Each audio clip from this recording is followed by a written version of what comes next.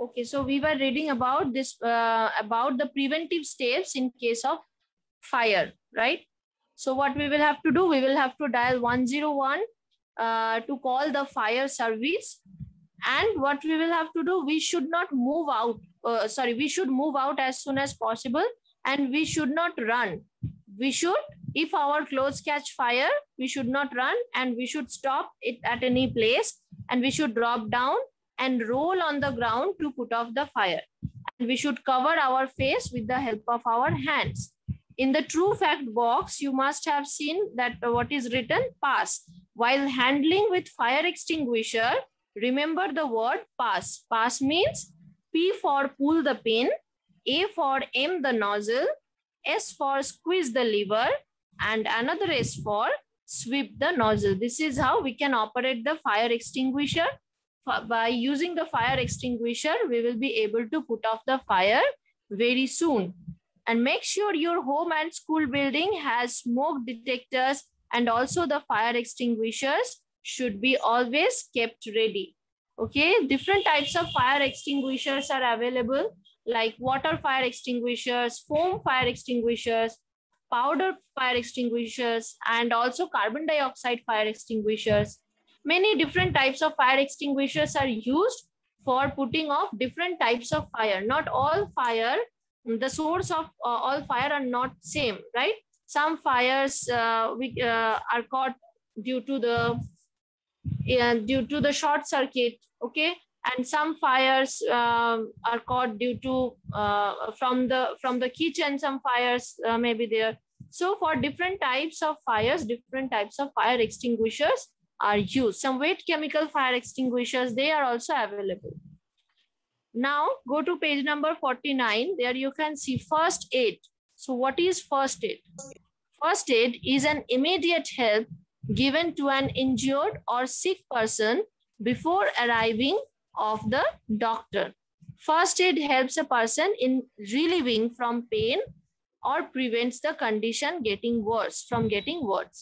So what is first aid? The immediate help that we can give to an injured or sick person before the doctor arrives. That is the first aid, okay? Aid means the recovery or help, and first means at first we are giving the help or recovery to the person, that is to the person who is injured, that is called first aid. Now, in case of cuts and wounds, what should we do? If the cut or wound is small, wash the area with soap and water, or clean it with any type of antiseptic lotion. If we have a very small cut in any part of our body, we should wash it with water and soap. We should clean it properly, and then we should apply antiseptic lotion. Then we should dry it, and we can also apply antiseptic cream on the cut or wound. So why we apply antiseptic lotion or antiseptic cream? From the name you can understand, antiseptic. Anti means no, or septic means infection. Okay, sepsis means infection. So no infection, so that no infection can occur on the place where we have the cut or wound. As the skin is cut there, through that skin, many harmful germs can enter our body through that cut part, and they can cause infection. So that no germ can enter our body through those cut parts, this is why we apply the antiseptic lotions or cream. They kill the germs if any germ is present in that site. Cover it with a bandage to prevent infection from germs. So we should also cover the place with a bandage so that no place remains open, no cut remains open. Because if any place remains open, or if any cut remains open, so that is the place through which the germs can enter our body and cause diseases or infection. If the cut or wound is deep, wash it with soap and water and with antiseptic lotion. In case of excessive bleeding, make a thick pad of cotton and press it over the wound. Then tie a strip of cloth tightly above the wound to stop the bleeding. If excessive bleeding is there from the wound, if excessive blood is coming out, then we need to stop the blood from coming out, because we need to stop the loss of water from our loss of blood from our body. So if excessive bleeding is there, that means excessive blood is coming out of from any cut or wound, then we need to stop the blood first, then we will wash that place. So how we can stop the blood?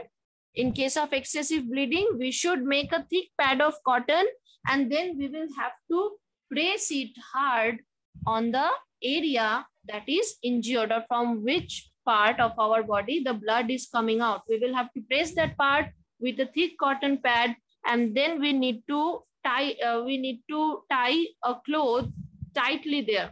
That cloth should also be clean and sterile. Now in the true fact box, you can see the Band-Aid was invented in 1920. We all know Band-Aids. If we have minor cuts, not major one, if we have minor cuts, very little or small cuts or burns, we generally apply Band-Aid or paste the Band-Aid on that area. So when it was invented, it was invented in 1920 by the employee Arle Dixon of Johnson & Johnson for his wife, Josephine, who frequently cut and burnt herself while cooking. So this is the story of the invention of Band-Aid. Now see sprains and fractures. What are sprains and what are fractures? When we get injury in our muscle, okay, that is called sprain. And when we get the injury in our bones, that is called fracture.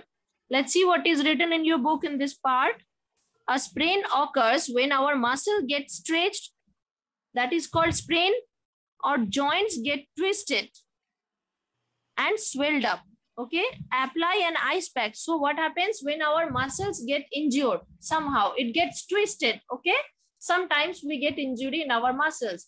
Then what happens? That part where we have got the injury, that part swells up, right? Swells up means that part becomes, you must have seen some fluids are stored in that part, and that part becomes larger by its size. It expands. That is called swelling.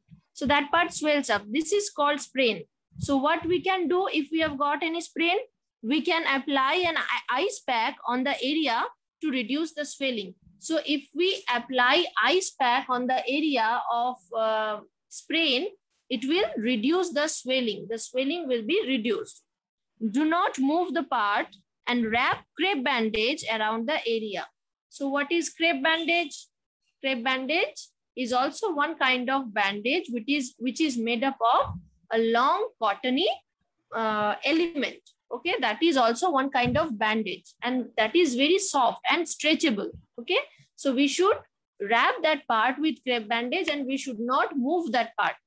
And before doing that, we should apply ice pack on it to reduce the swelling. Now, what is fracture? The same thing. When we get the injury in our bones, if the bone is broken or it has got any crack and it has caused any kind of swelling, that is called fracture. So what should we do if we have got a fracture? We should not move that fractured part.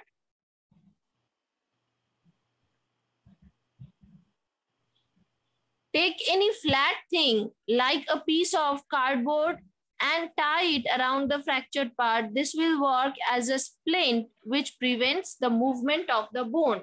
Even though we don't move the part of our body, but bones, a little movement in the bone can cause very serious damage to the bone. If the bone has got any fracture, that means any crack or any breakage of bone is there.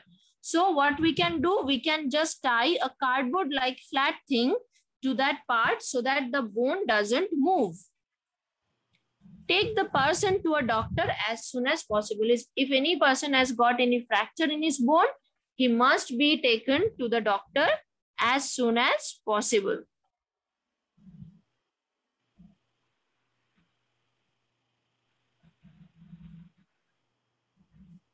Okay, so mark up to this, students, this part. Sprain and fracture. Tomorrow we will continue this chapter and we will start reading from burns. Okay. Now, if any of you have any query or question, I'm giving you 1 minute. Read this part that I have told you today read this part. If any of you have any question or query, you raise your hand. I will call your name one by one and solve your problems. Okay. Now for 1 minute, you read this part, read this section. And if you have any more queries, you ask me.